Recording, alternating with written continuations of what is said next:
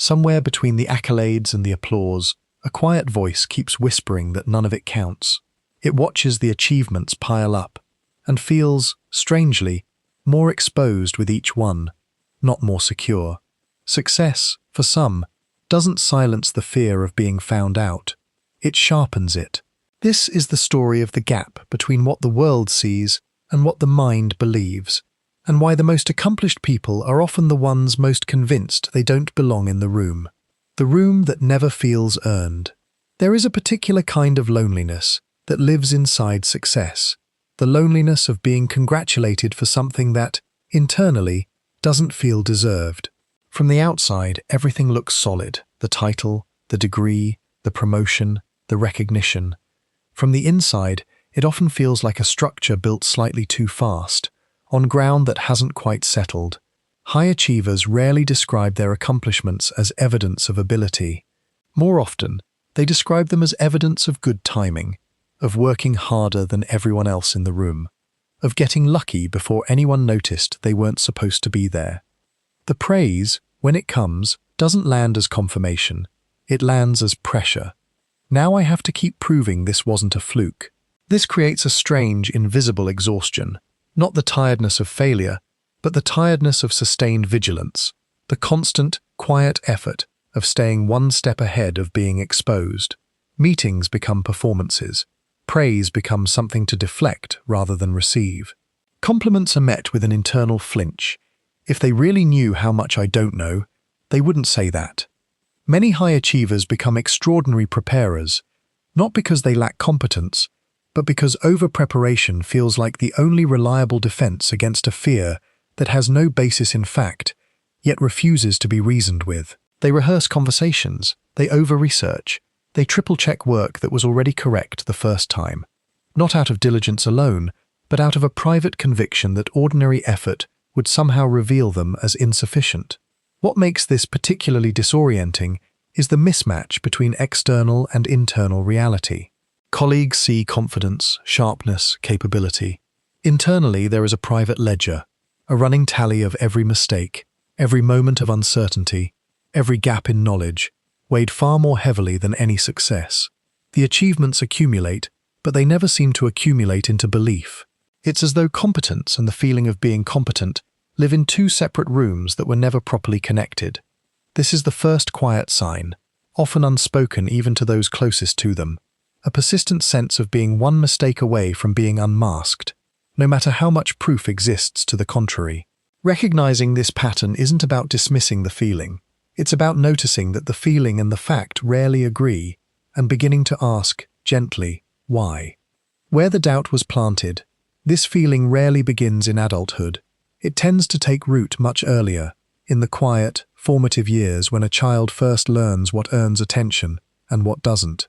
For many high achievers, love and approval arrived with conditions, even if those conditions were never spoken aloud. Good grades brought warmth, achievements brought pride, but mistakes, average performance, or simply being without producing something notable often brought silence, or worse, disappointment. Over time, a quiet equation formed. I am valuable when I perform well. I am invisible, or a disappointment, when I don't. In some households, this dynamic was sharpened by comparison. A sibling who seemed to succeed more effortlessly, a parent who measured worth through accomplishment, an environment where rest was treated as laziness rather than necessity. In others, it emerged from instability, a family situation where excelling became a way to create stability, to be the easy child amid chaos, to earn safety through usefulness. Whatever the specific origin, the underlying lesson was often the same. Achievement is not something you do. It is something you must maintain, or risk losing what little security it brought you. This is a heavy blueprint for a child to carry, and it rarely stays confined to childhood. It becomes the operating system for adulthood, a quiet, persistent belief that worth is not inherent, but conditional, contingent, and always subject to re-evaluation. Crucially, this pattern is rarely obvious to the person living inside it. High achievers often don't consciously believe they are only as good as their last success, but the belief operates beneath conscious thought, shaping behavior long before it's ever named. It shows up as an inability to rest without guilt, a compulsion to keep achieving even after external pressure has faded, a discomfort with anything that isn't measurable progress. It's worth noting, too, that this pattern often isn't the result of neglect or cruelty. Many parents who inadvertently instilled this belief were deeply proud of their children, but expressed that pride narrowly, tied almost exclusively to accomplishment, because that was the language of worth they themselves had inherited. The doubt, then, isn't really about competence. It's about a much older, quieter question the achievements were always meant to answer. Am I enough, apart from what I produce? For many, that question has never been answered, only postponed, one achievement at a time. The mind that discounts its own evidence. Psychologists have a specific term for this experience, imposter phenomenon, first identified in the late 1970s among high-achieving individuals who, despite clear external evidence of competence, persistently believed they were frauds on the verge of being discovered. What made the discovery striking was that this pattern appeared more frequently among high achievers, not less. Success didn't resolve the doubt. It often deepened it, raising the stakes of what there was left to lose. At the core of this pattern is a specific cognitive distortion, the tendency to attribute success to external or unstable factors, luck, timing, other people's help, while attributing failure or difficulty to internal, stable factors, a lack of real ability. This asymmetry means that every success gets quietly discounted, while every struggle gets treated as confirmation of inadequacy. Over time, this creates a closed loop. No amount of achievement can ever fully counteract it, because the mind has already decided which evidence counts. Neuroscience offers additional insight.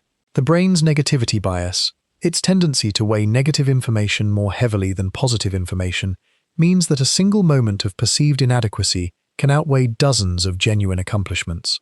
This isn't a personal failing, it's a survival mechanism, originally designed to help humans learn quickly from threats. But in the context of modern achievement, it becomes distorted, causing high performers to fixate disproportionately on perceived weaknesses. Perfectionism compounds this further. Research links imposter feelings closely with perfectionistic thinking, the belief that anything short of flawless performance constitutes failure. For a perfectionist mind, competence is never a stable state.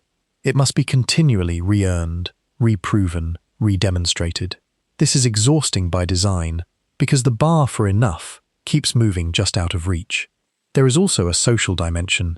Many high achievers, particularly those who are the first in their family or community to occupy certain spaces, a first-generation graduate, a minority in a given field, report heightened imposter feelings, not because of any deficiency, but because they lack the reassurance of seeing others like them succeed before them. In unfamiliar terrain without visible precedent, self-doubt finds fertile ground.